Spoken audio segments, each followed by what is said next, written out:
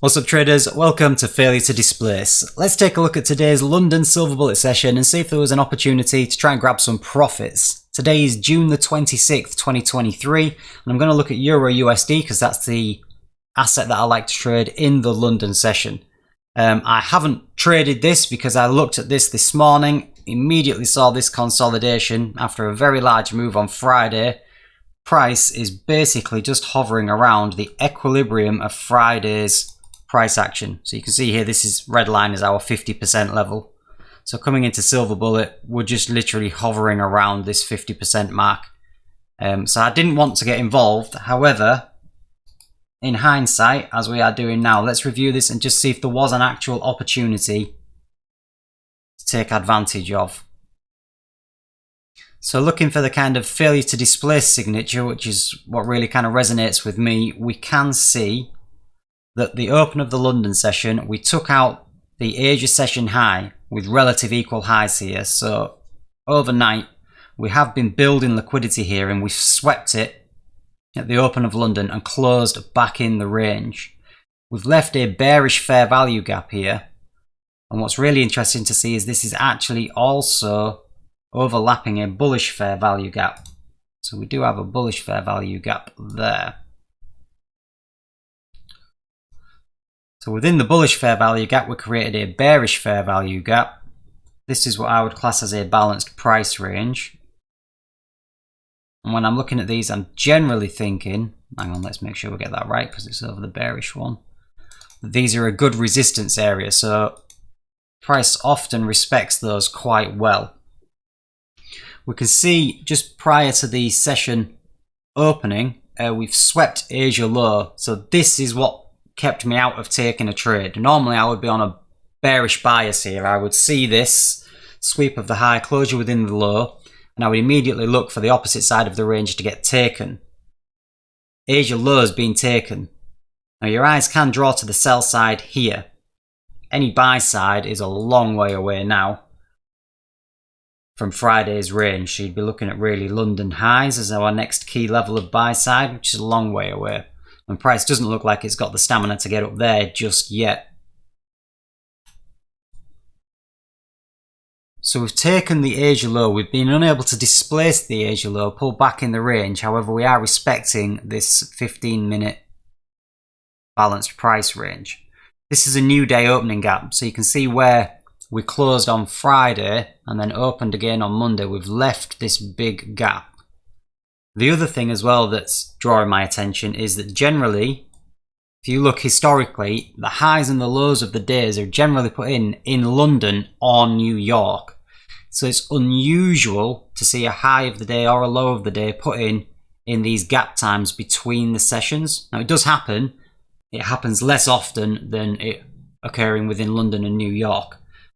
So this could be suspect. We've got a new day opening gap, new week opening gap in fact, here, which could be a draw on price. This gap could be a target to be filled because this is an inefficient price delivery here. So we could have a draw to the downside here for a bearish setup. So looking at this, there's more reasons to be bearish, I believe, here than there is bullish. However, it's pretty disgusting price action. Let's drop onto the 1 minute and see what we've got in front of us. So we've left the 15-minute balanced price range on our chart. And we're seeing how price is respecting it. So we've come up, we did close above it. We've come back down, we're closing below it now. And let's just see if there's any kind of signatures to give us a short position to come back down again. One thing actually that we do need to just check, premium and discount of the session. So as well as hovering around the equilibrium of previous days price action, we're also stuck right in the middle of the range here. So we'd really want to be shorting in a premium, which is above this 50% Fibonacci level. So you can see we have bounced off the optimal trade entry, which is this 61 to 66% retracement. We have bounced off that and are pulling away at the moment. We've got a rather large fair value gap left here on the 1 minute at around the 78% retracement level. So let's just see how price reacts. So we're into the Silver Bullet hour. We are in fact 5 minutes into the Silver Bullet hour.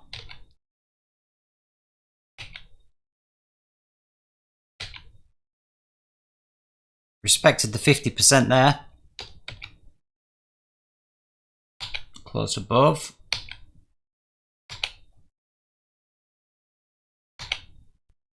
So we've got a large displacement candle here, leaving a large fair value gap over the balanced price range. I am seeing here, which is a bit suspect, relative equal highs on the 1 minute at optimal trade entry.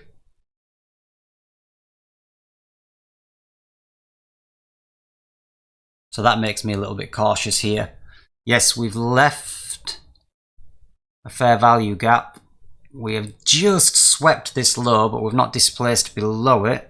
We have displaced that low there, actually. We've taken that swing low.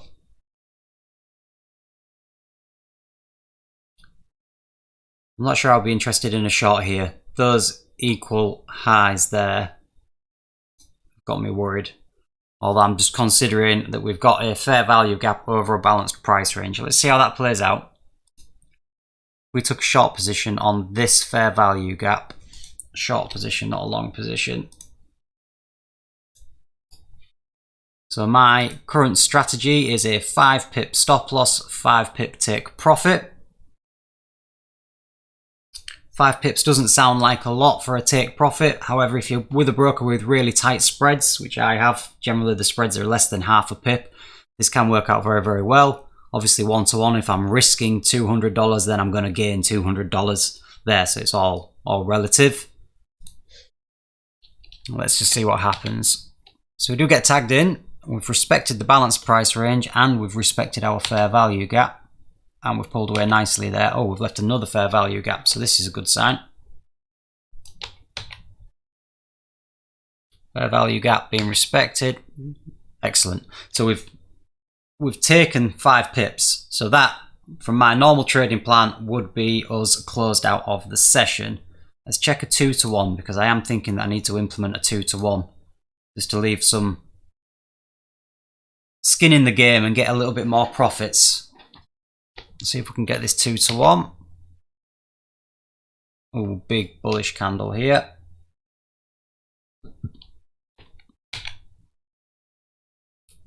So we've left a bullish fair value gap now. That's not great price action. So we're back to break even. So we could have gone closed 50% off at 1-to-1, leaving 50% running, which would make us risk free. Into a bit of drawdown. We're getting very close to these equal highs now. Oh, so it's just hit the stop loss. So 5 pips would have been the move on that one. Those equal highs have just been run. What time are we at? 3:24. I'm just going to clean this up a little bit. Let's see what we get here. So we've just we've taken buy side, equal highs. See if we can get a breaking structure. We've got a fair value gap here now. I'm going to remove this 15-minute balance price range because it's making things look cluttered.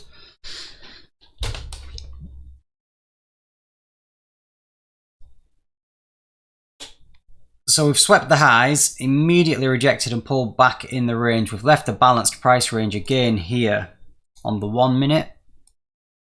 So if we're holding our bearish bias, thinking that the high of the day has been put in, we've actually tapped these and look at that. So just come to the 50% of the actual larger fair value gap and have rejected away quite strongly, leaving a balanced price range and another fair value gap. Very aggressive, but could you get an entry there?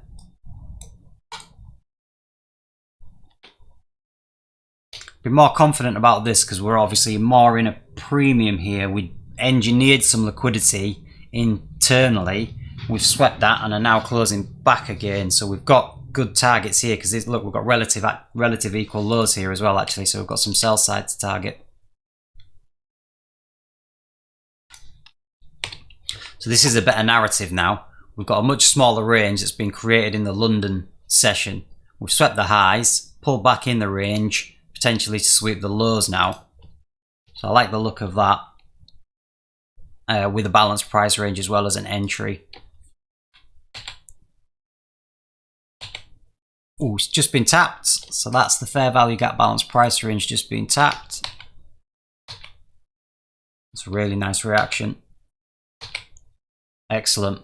So that's taken 5 pips there. So if you were patient, that was a lot cleaner setup in my opinion. See if this can get us our 2 to 1 then. This looks like much better price delivery now. Also, just as a nice confluence, this is happening in the start of the new half-hour candle. We've kind of been consolidating, and then as the new half-hour candle's opening up, we're starting to get some direction now. I have left the fair value gap in the middle of here, so this is our 2 to 1. Not quite been tagged. So it's respected that fair value gap. The bearish fair value gap here was respected. Close through it.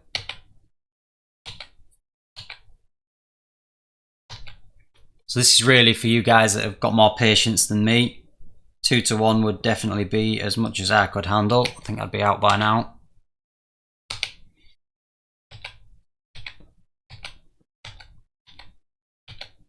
Oh, definitely getting close to entry. Back to, so that would be break even. If you hadn't closed out and were trying to hold for 2 to 1, I would hazard a guess that you'd be at break even by now. I certainly would have been, so that would be me out. Coming up to the end of the Silver Bullet hour. Really strong reaction there. Oh, and it has taken out the daily low there. The very big rejection candle. So eventually we did take that low, potential 2.3. This shows me when you see price action like we had coming into the session, very, very tight consolidations, definitely 5 pips is the move for me. That's just kind of confirmed that for me. Price is driving lower now. So that was the session. Very, very tricky in my opinion. We're in a very tight consolidation, just hovering around the equilibrium of Friday's price delivery. And again, hovering around the equilibrium of the London session for a lot of the time. So the move was actually waiting for London to generate buy-side, sell-side liquidity in this tight range so we could trade a failure to displace at the top of the range and target the low of the range. That was the setup. So I hope that was useful for you guys. That was actually quite eye-opening for me, looking at that in hindsight. So thanks for watching. Give a like if you enjoyed the content. Leave any questions down below. It's great to get your feedback. And please subscribe to the channel. We've seen some great growth over the past week, which is fantastic. I'm kind of blown away with the positive feedback that I've been getting from these videos. And as long as that keeps coming, then I'll keep producing the content, because not only does it seem to be helping you guys, as we've just seen here, this really helps me as well clarify what I'm looking for in the sessions. So I'll see you soon with another market update on the New York session. Thanks, guys.